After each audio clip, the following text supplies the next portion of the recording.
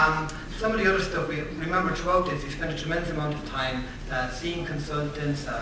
Every one of them has got something to offer. They know how to sell their pitch. When they see you, you think, my God, if I don't hire this person, this whole process will collapse. It won't. But you do need to listen to all of them, because it allows you to build up a picture of what's necessary and what isn't. When I said that, Mark, I wasn't talking about you, okay? But nevertheless, there's a big picture to be taken. You've got to hire in, ultimately in the post-ballot stage, you need human resources consultants, legal consultants, lead consultants, finance consultants, insurance consultants.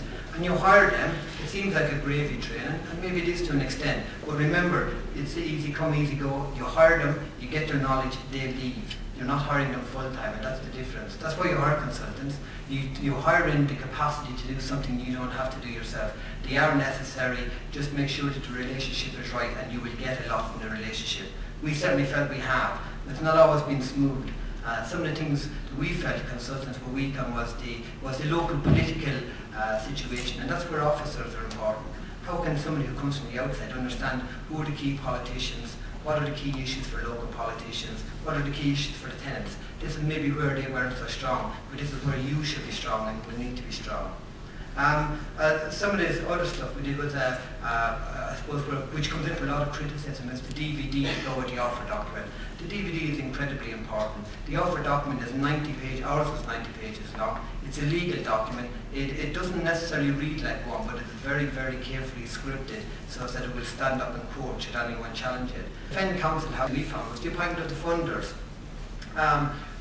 My impression of bankers all along was that they were all the bloody same. And I found out that actually each of the banks that came along was very, very different. I see live in Principality at least here. Say, Paul, are you here?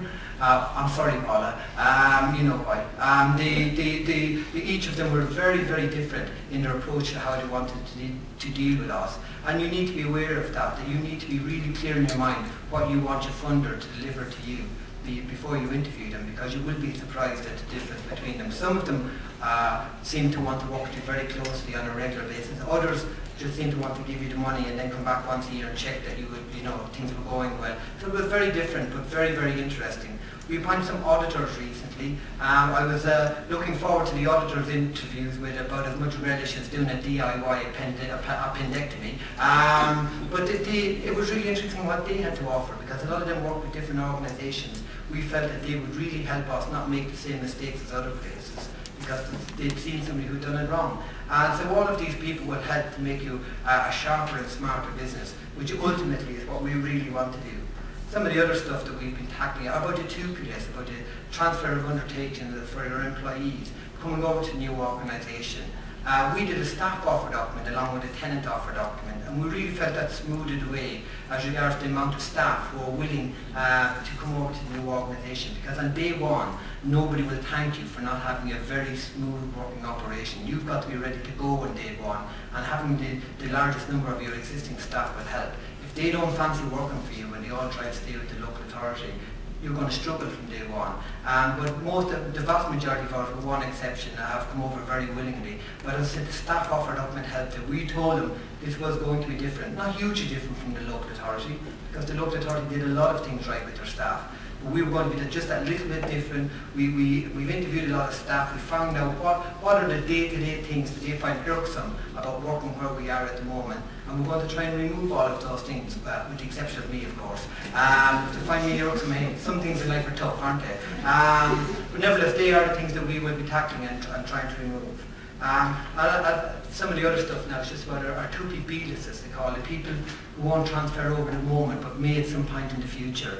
From our point of view, we want as few people as possible on that list, and from the authorities' point of view, we want as many people as possible. So the negotiations at this stage are very difficult. It becomes pre-ballot. It's very, very exciting. Every day is different. You know when the ballot's going to be. You've got to react instantaneously. Post-ballot is a completely different thing. You need to be different, react in a different way. It's a grind, because you're negotiating all the time about who owns that bit of play area, who owns those set of garages, who's got to look after communal areas of flats with shops below them, who looks after our favourite is the sewage works. We've got 29 sewage works. These are concrete holes into which you can guess what goes into in the ground, but they're very expensive to maintain. Nobody wants them, but somebody's going to have them, and it'll affect either the council's business plan or ours going into the future. So ultimately, that's just a kind of a very, very quick summary of where we've got to at the moment. But it's been a real learning experience, a fantastic experience. If any of you are going into a trepidation, yes, you should. But remember, get everything out of it that you possibly can, because you won't forget it. Mind you, just like me, I bet you'll only do it once too. Okay, and that's it for me, really. Okay, I hope you enjoyed the rest of the day, and I look forward, if anybody's got any questions, of course, we'll be delighted to answer it. And big wave to the board. Hi, guys. I love you.